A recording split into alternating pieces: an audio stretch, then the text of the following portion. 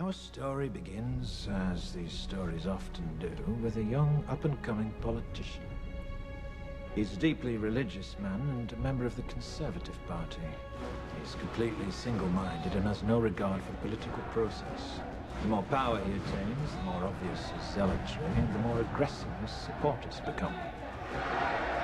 Eventually, his party launches a special project in the name of national security. At first, it's believed to be a search for biological weapons, and it's pursued without regard to its cost. However, the true goal of this project is power, complete and total hegemonic domination. The project, however, ends violently.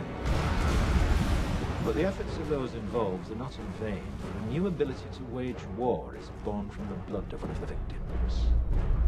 Imagine a virus, the most terrifying virus you can, and then imagine that you and you alone have the cure.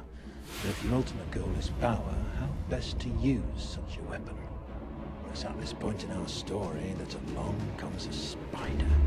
He is a man seemingly without a conscience, for whom the ends always justify the means, and it is he who suggests that their target should not be an enemy of the country, but rather the country itself. 3 targets are chosen to maximize the effect of the attack: a school, a tube station, and a water treatment plant. Several hundred die within the first few weeks. That Three Waters has in fact been contaminated. Authorities are attempting to control its deadly spread. Sent a wave of destruction throughout the underground.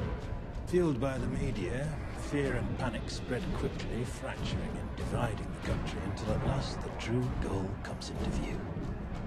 Before the St. Mary's crisis, no one would have predicted the results of the election that year, no one. And then not long after the election, lo and behold, a miracle. Some believed it was the work of God himself, but it was a pharmaceutical company controlled by certain party members that made them all obscenely rich. A year later, several extremists are tried, found guilty and executed, while a memorial is built to canonize their victims. But the end result, the true genius of the plan, was the fear. Fear became the ultimate tool of this government, and through it, our politician was ultimately appointed to the newly created position of High Chancellor. The rest, as they say, is history.